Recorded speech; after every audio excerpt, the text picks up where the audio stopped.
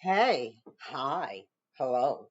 Welcome to Diana Emerson. Today we're listening to Shannon Medill's last audition. I'm Anthony Robards. This is Crime. Tonight, an aspiring actress finally making headways in her career vanishes. She hadn't spent any money. She hadn't touched her Facebook. She wasn't on her phone. Although there are no indications of foul play, it is out of character for her to not be in touch with family and friends, and we are all concerned for her welfare. And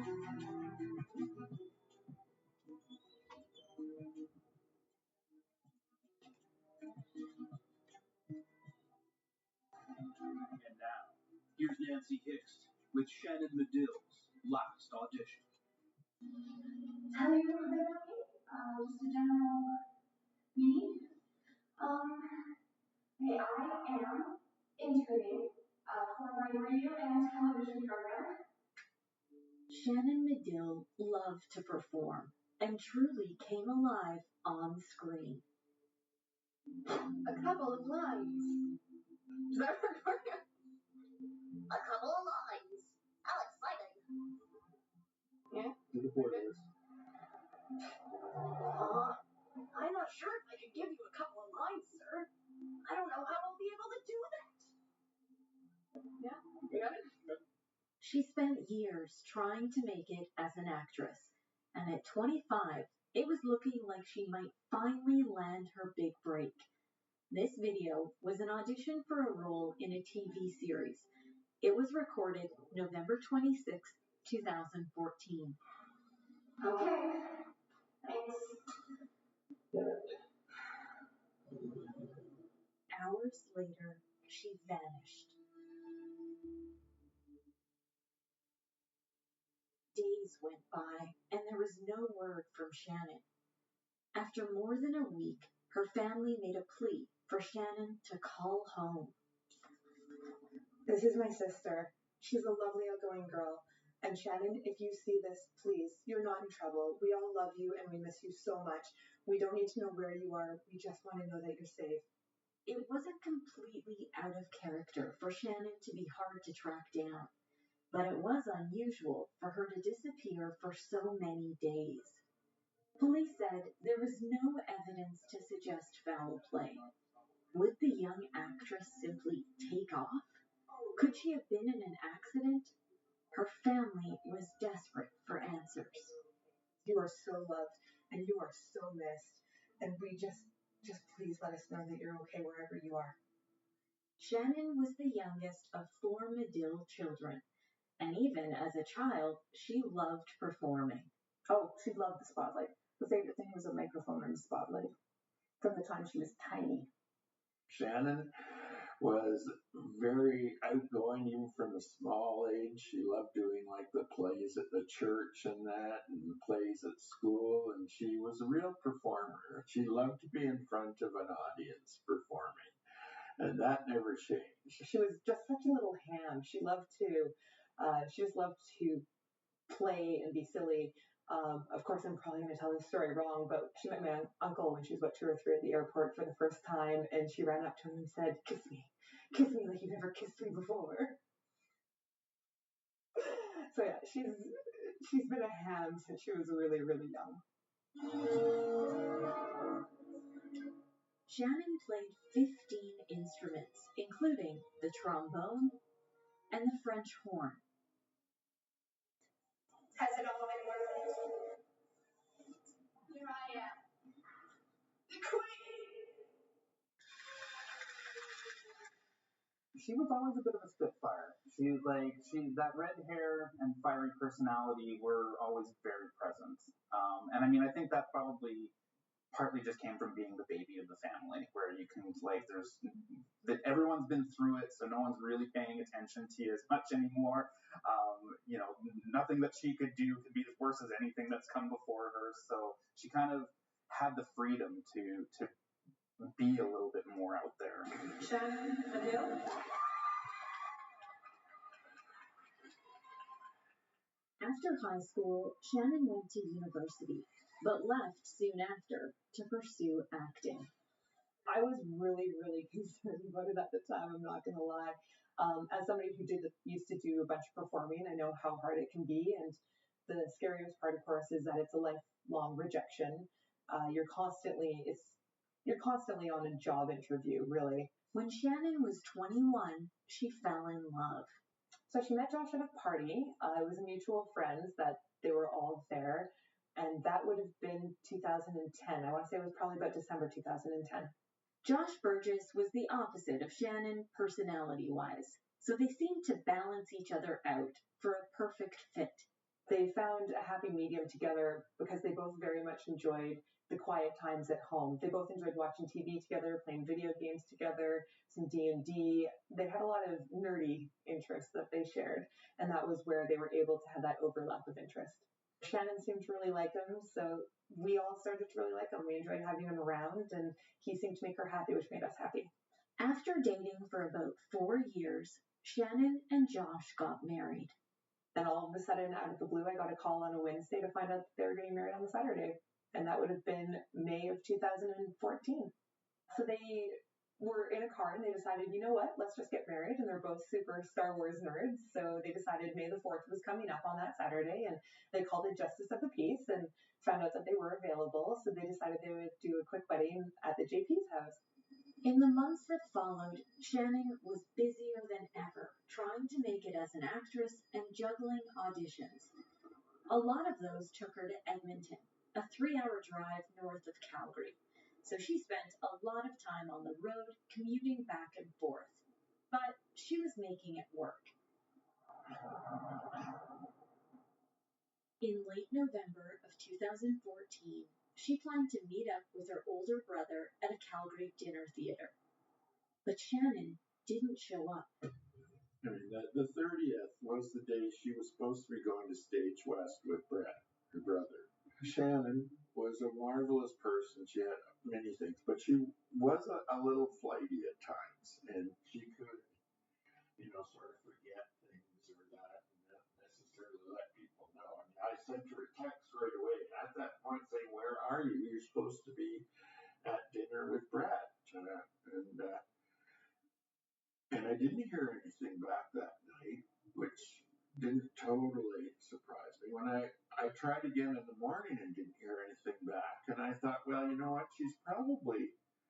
She knows I'm not happy, and she probably just wants to avoid hearing it from me personally. So I phoned Erin. So on December 1st, which was a Monday, I was at work. I got a phone call from my father saying that Shannon had missed dinner with my younger brother, and that she wasn't answering her phone calls. My dad had been calling her, my younger brother had been calling her, and she just wasn't picking up.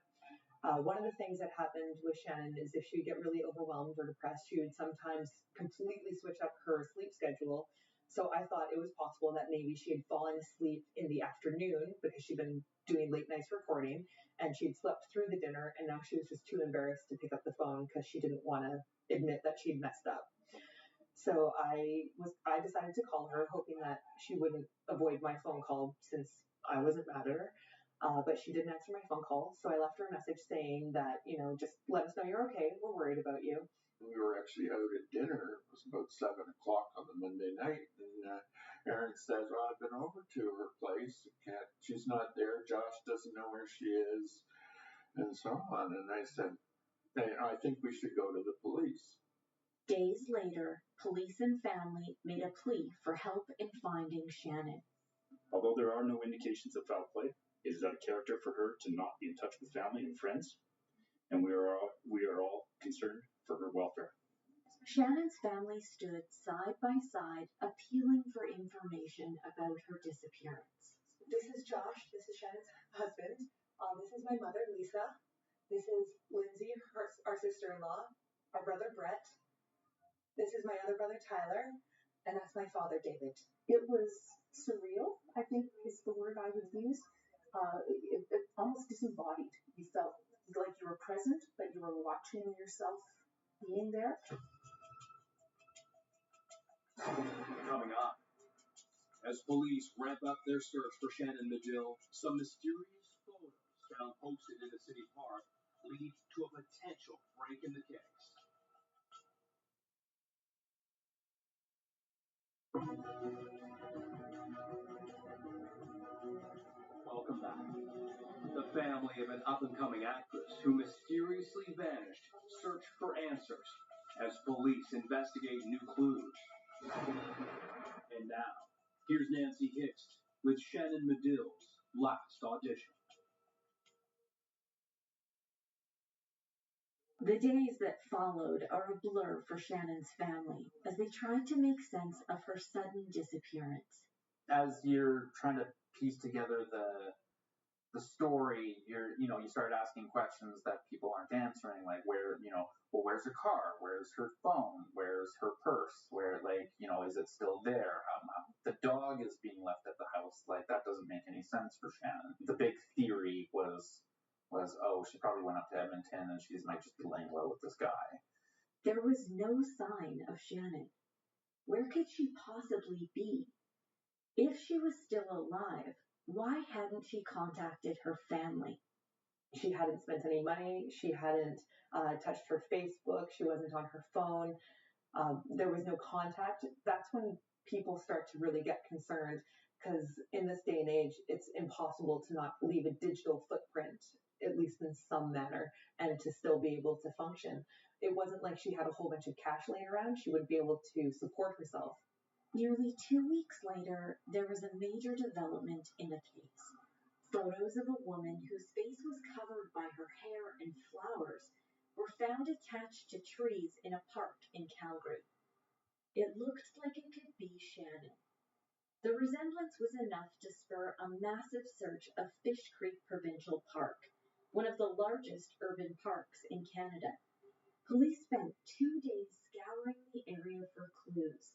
They even brought in a cadaver dog specially trained to find human remains. I remember those 2 days while they were doing those searches. Your stomach is just on edge. You're so concerned about what they're going to find. And every time my phone would ring, it was like your stomach just drops out, because you think every time the phone rings, this is when you find out, this is when they've found her. She's dead. It's over. That search came up empty. It turned out the photos in the park were not related to Shannon's disappearance. Instead, they were a part of a student art project. Those involved came forward to police after seeing the search on the news. It was all just an eerie coincidence. Shannon was still missing. I withdrew into myself. I did not want to get out of bed, did not want to eat anything. It was dreadful. It was really dreadful. There's just this oppressive feeling of, are you going to survive it, let alone what's going to be the outcome. I was concerned that if we found her alive, what condition she would be in, what mental condition she would be in. Police prepared Shannon's family for all possible outcomes. There had been an incident that none of us heard about till after the fact, where Shannon had called Josh from the LRT, claiming that she was considering jumping, and that the police had been called and involved in that. I became obsessed with the river. It's almost like you pick the lesser of all evils, and somehow her having a quick drowning became the least horrible answer to me. So I became obsessed with finding her in the river. I mean, to this day, I still can't drive by the Bow River without remembering that. Police searched the rivers, but again, no luck. It seemed like the investigation hit a dead end. By May of 2015, nearly 6 months passed with no sign of Shannon Medill. That's when veteran Calgary Police Detective Christina Witt took over the case. At the time, Detective Witt was working in the Missing Persons Unit, but she'd worked in the Homicide Unit before that. She's well known for being a determined and tenacious investigator. Witt went over every detail of the case and took another look at the people in Shannon's life, starting with her husband. He seemed like a nice, genuine person. He was very cooperative with police. They were allowed into the residence with his consent on at least 2 occasions, and they looked around and didn't see anything suspicious. He was always very cooperative when asked to come for interviews. You'll recall Josh stood by Shannon's family as they made a plea for help just days after she went missing.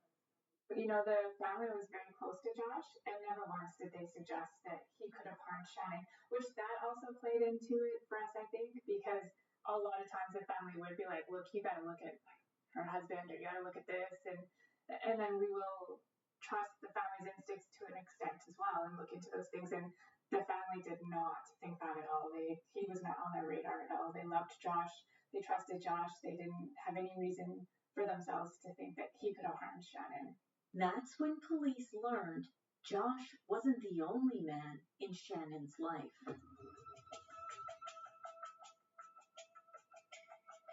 Coming up, would those new revelations about Shannon Medill's romantic interest help police solve her disappearance?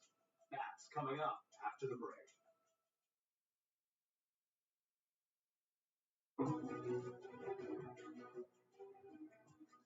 Welcome back.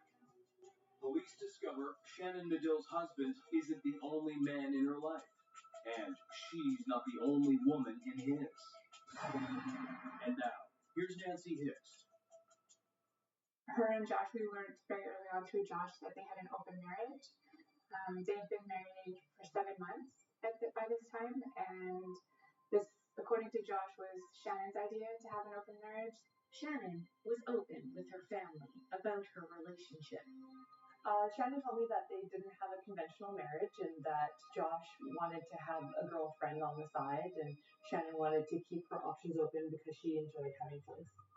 Aaron said they were committed to each other, just not physically committed. In their relationship, it wasn't considered cheating, and it was all openly discussed. While many might find Shannon and Josh's arrangement unconventional, Aaron said it worked for them. I didn't actually have concerns. They had a lot of open communication. Shannon would actually meet Josh's girlfriend, so she was very well aware of who Josh was dating and spending his time with. So it was a very open, honest conversation that they were both willing to have with each other, and it was respectful on both sides. For police, the open marriage created some complexities to the case and more people to look at and investigate. Could this missing persons case have been foul play after all? So that was also something we had to look at, was this, could there have been harm done to her by someone that she was dating that we didn't know? So there was about 7, I think, different people who, whether she was acquaintances or had dated, that we needed to interview as well. 6 months into their marriage, right before Shannon disappeared in the fall of 2014, the couple hit some bumps in their relationship. Things got so bad, they were ready to call it quits. The very next day, Josh came home and told Shannon that he'd overreacted and he would actually like to try to work on the marriage after all. They decided that the best way to work on that would be to focus only on the marriage, and they agreed that they would close off the marriage until they sorted through what was going on. But closing the marriage wasn't so easy. Shannon ended up finding out about a week later that he was still seeing the girlfriend. He told Shannon that he was going to break it off, and Shannon sent the girlfriend a text. They always had open communication and open phones. And then about a week later, she found out that his phone was locked. She asked him to open it. And when Shannon opened up the phone, she found out that he'd actually been in communication with the girlfriend, and he'd requested to go and break up with her in person. And it turned out in that in-person meeting, he actually told the girlfriend that he was planning on leaving his wife and that she would become the primary partner. So Shannon was pretty hurt. Shannon was incredibly hurt. She felt incredibly deceived. Shannon had some tough decisions to make. Her acting career was leading her to Edmonton, and given the unraveling marriage, she decided to move out. As that transition happened, they made a point of avoiding each other at their home. So there was often that she she would go out and wouldn't be home for a couple of days and then would come home and they would miss each other, and their schedules were completely different because Josh was doing the 9 to 5 and Shannon was usually working in the evenings to do stand up, or she would be working overnight reading her books.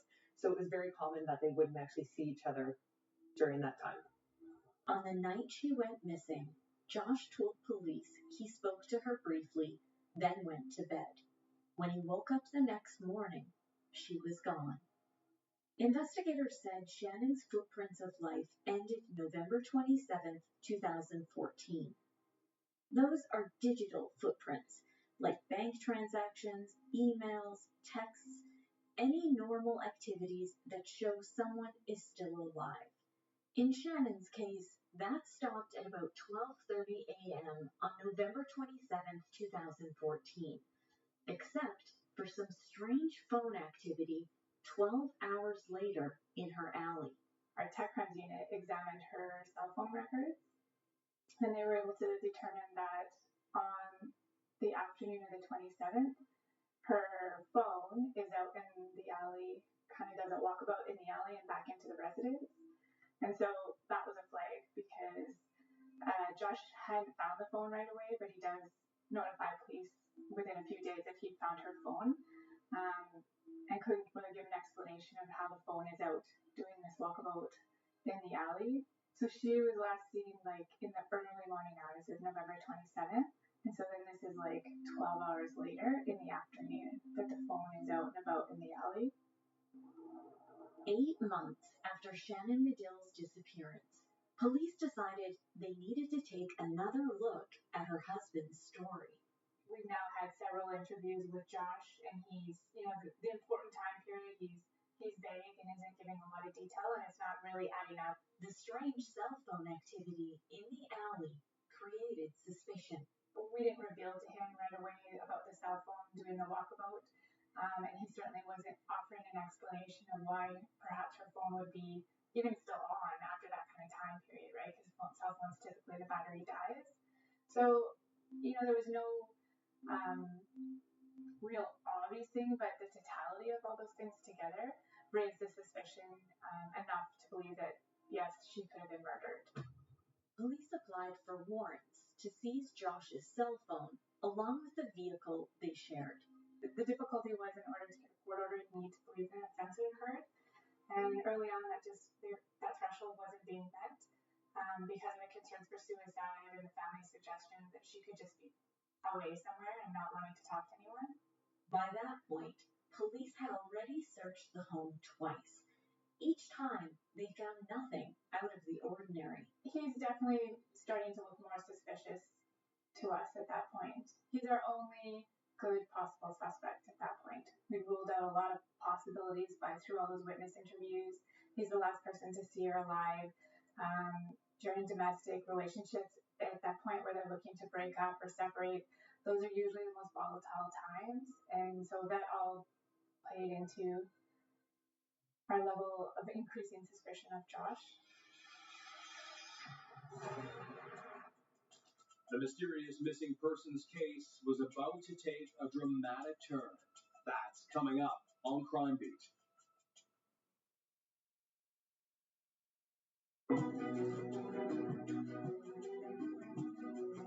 Welcome back to Crime Beat. The mystery of what happened to Shannon Medill unraveled quickly and unexpectedly. And now, here's Nancy Hixt. On July 2nd, 2015, just over 7 months after Shannon disappeared, Detective Witt went to Josh Burgess's home one more time, this time to execute the search warrant. I knocked on the door and I called his cell phone, and he didn't answer the first time, but we could hear the movements in the room, so we also had already identified, but said again, Josh, it's the police. We just want you to come to the door. We have a warrant for your cell phone and your car.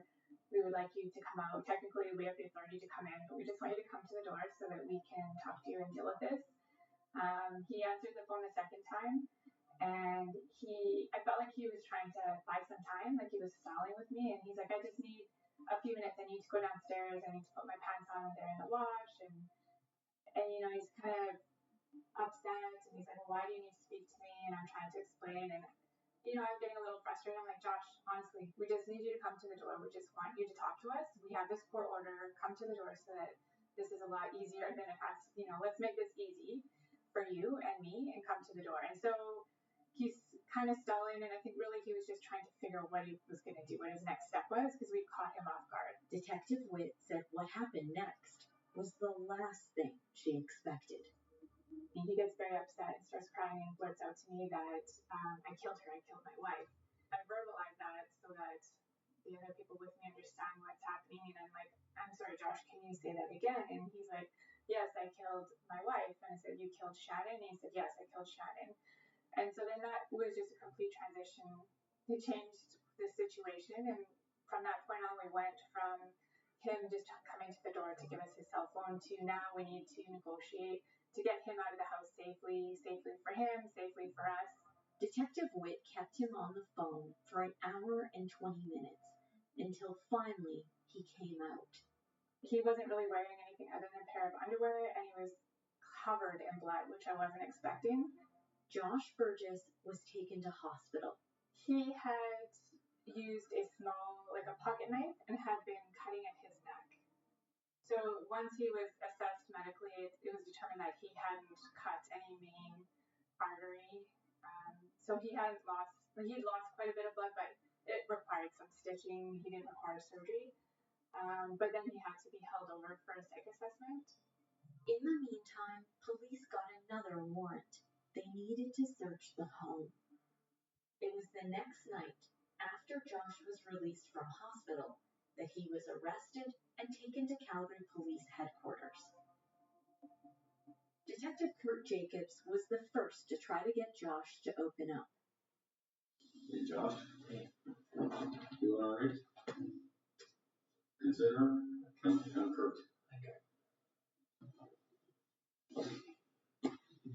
I know that Shannon's dead, and I also know that you're responsible for her death. I know that definitively.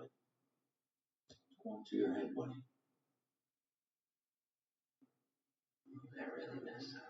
Do you miss her? Yeah. Yeah. Look at this picture and tell me what you would say to her if you could.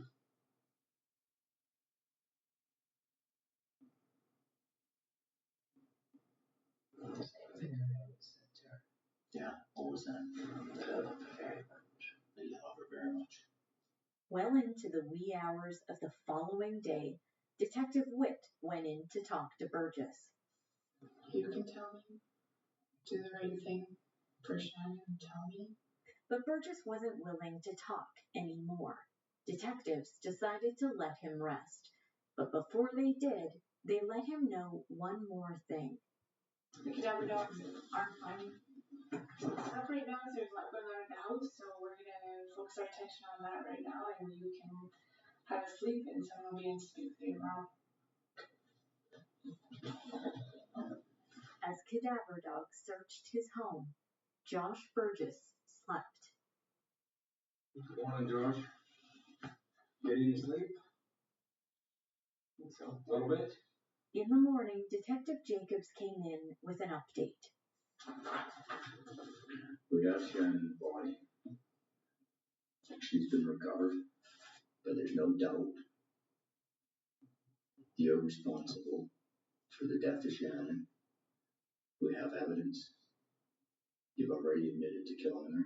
Her body's been recovered on your property. Police found Shannon. She had been at their home all along. Did you intend for this to happen, Josh? Can you put your head up for a few minutes? I know this is tough, Josh. I know it's difficult for you, but I realize that. Burgess was again left alone. He stared at Shannon's headshot and whispered.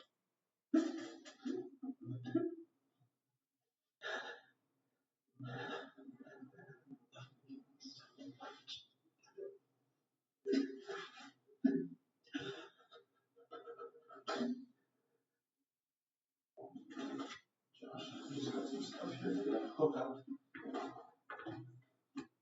I'm a detective with the Home Ticket.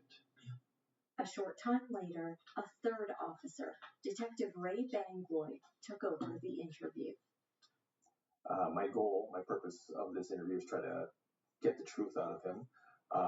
Ultimately, this is for court purposes, and obviously, the more information we have, the better. And it's also for the victim's family, so they can understand as to what happened and why this happened. Detective Bangloy is a veteran police investigator and Witt's current partner. He does undercover work, and that's why we're not showing his face. He's well known for his interview skills and for getting offenders to confess. I'm not here to judge you. Detective Bangloy had the green light from the prosecutor to charge him, but he wanted to give Burgess one final chance to tell his side of the story. I came home. She was on the couch. She was watching stupid Johnny Depp movie. I just asked her if she wanted to have angry makeup sex. And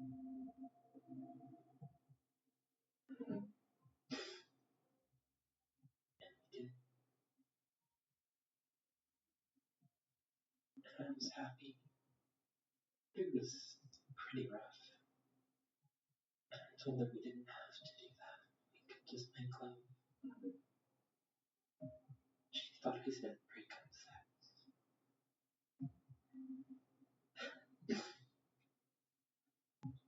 She got so mad at me. What type of mean things did she say to you that night?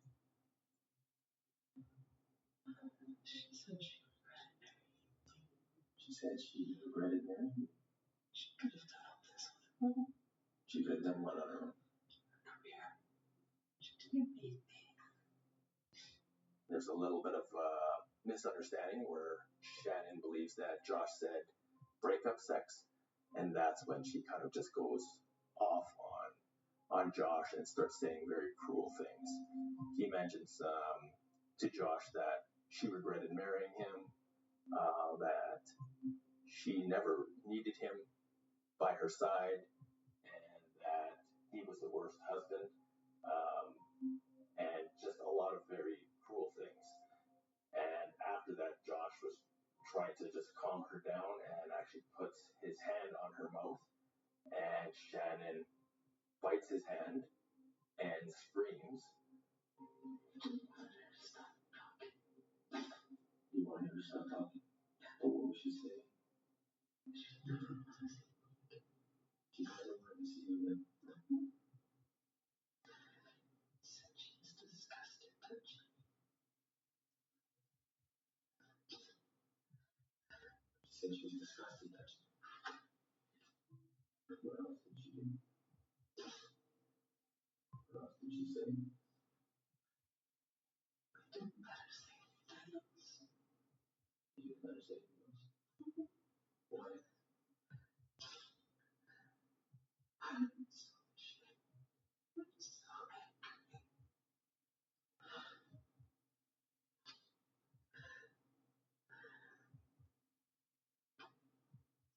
Then what happened?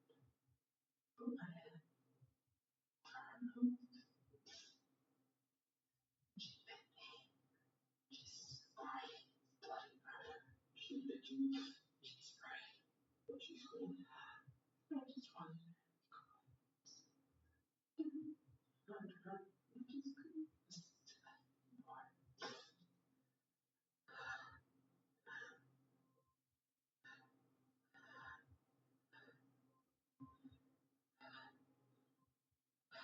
Put my hands around her neck. Put your hands on her neck.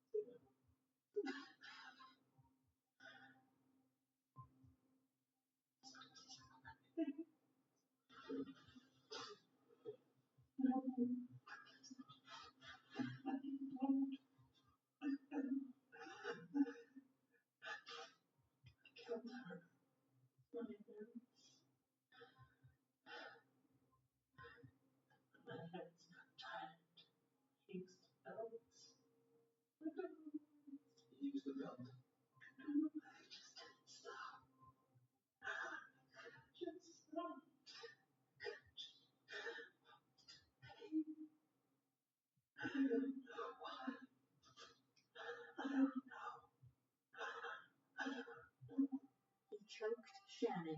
until she was lifeless.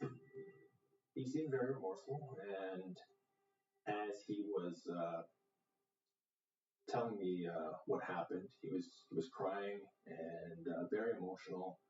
But once he did get the story out, you could just tell it was cathartic, and it was like a huge weight off his shoulders. You know, you think about it, 8 months of carrying this lie and betraying the family that took him in.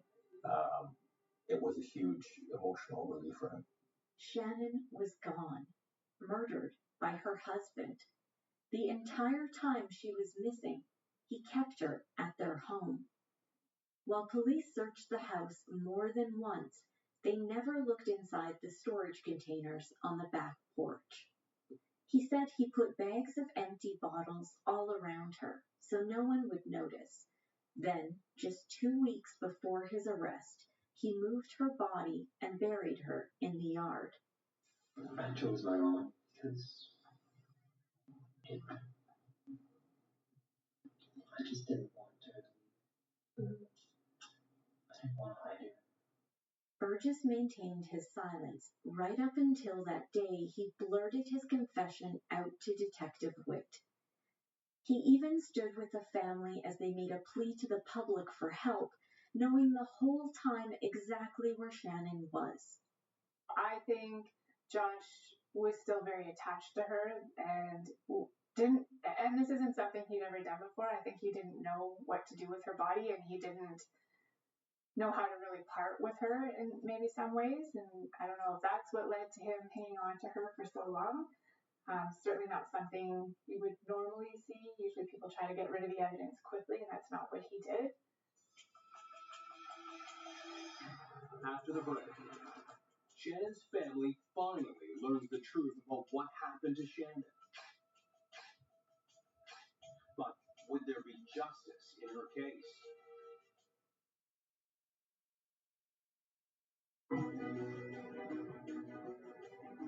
Police had a confession, but would the punishment fit the crime in her family's eyes? And now, here's Nancy Hicks with the conclusion of Shannon Medill's last audition. Josh Burgess was charged with the second-degree murder of Shannon Medill. Her family finally began to grieve the loss. A memorial is being planned for this Sunday for a Calgary woman murdered earlier this year. The family of Shannon Medill Burgess has been on an emotional roller coaster. First, she was missing for months. Then her body was discovered, and her husband is charged with her murder. Nancy Hicks is covering this story, and Nancy, her family wants to celebrate Shannon's life.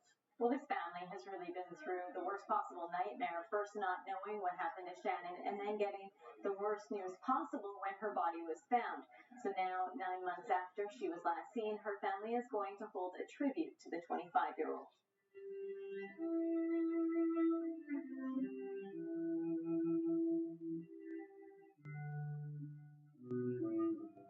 My sister will always be there to listen, to laugh, to lean on, to comfort, or simply care. There's no one who's more in your corner, and no one you're more grateful to. There's no other family sister, and no better sister than you.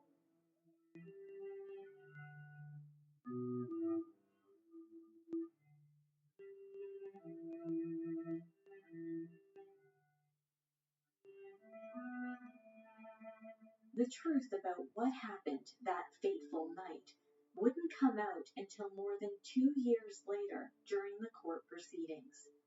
Good afternoon. We have breaking news from the Calgary Court Center. Joshua Burgess has pled guilty to second-degree murder in the death of his wife, Shannon. Global's Nancy Hicks is at the court with the latest. Nancy, what can you tell us on this? Well, the justice in this case will be passing his sentence in just a few minutes. Burgess faces an automatic life sentence. Defense and the Crown have made a joint submission for parole ineligibility, suggesting that Burgess served 10 years before he is eligible for any kind of release. There were tears in the courtroom as the details of the killing of Shannon Medill Burgess were read, along with emotional victim impact statements. Joshua Burgess admits he strangled his wife to death first with his hands and then his belt. He then hid her body in a large plastic container that he kept on his patio for about 7 months before burying her in his front yard. He waited based off of his behavior with the murder, with everything he did afterwards, the ways in which he intentionally went around to save his own hide repeatedly, I find it very hard to believe that his choice to plead guilty had anything to do with helping us.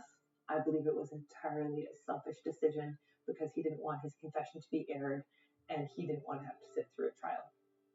I should clarify, because there was no trial, the videotaped confession wasn't played in court. The first time his confession was made public was on an episode of my Crime Beat podcast about Shannon's case. Josh Burgess was sentenced to life in prison with no chance of parole for at least 10 years. No sentence would ever be sufficient to make up for the loss we've endured. I think it's something that we've all kind of had to weigh, the sense of betrayal of him sitting with us, conversing with us, and that I think just makes it that much more difficult to process. Shannon's family trusted Josh. He was like family to them. So this was the ultimate betrayal. The fact that he led us on for 7 months and was quite prepared to pretend he knew nothing about it and let us, have to live with all of the not knowing in that. Betrayal was really the only emotion that I felt. I was not angry with him. I didn't want to harm him. It was sadness and betrayal. It was, how could you do this to us and to our family? We supported you when we thought that your wife was missing, and you've done this thing. The real gut punch happened when I finally found out the whole story. Because at this point in time, I still believed that even if he was involved, it had to have been an accident some way. I never thought that he actually intentionally would hurt her, but more, you have a fight at the top of the stairs, push her, she hits her head on the way down, and he panicked. That was sort of the narrative that I had up until this point. It wasn't an accident.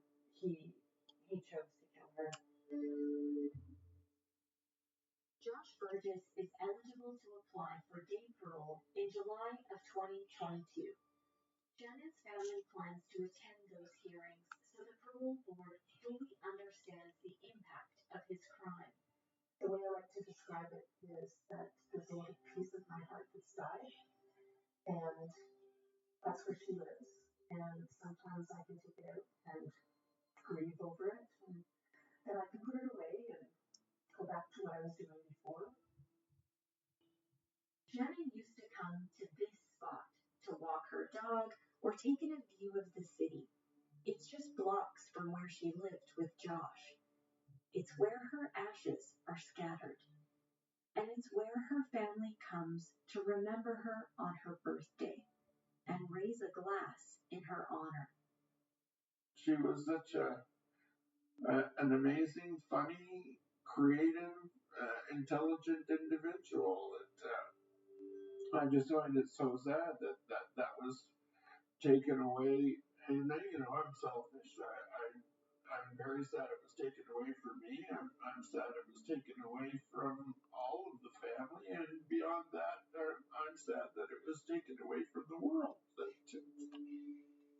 Because I think she could have done some really amazing things if she'd been given the time to.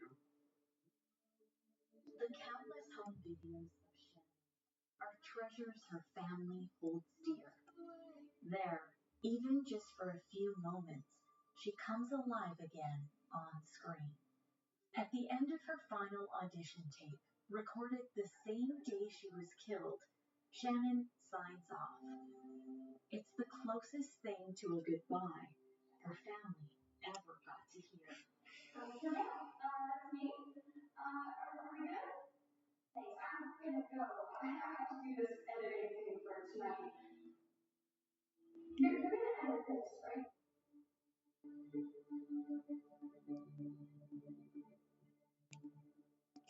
A memorial scholarship was handed out in Shannon Medill's name in 2019.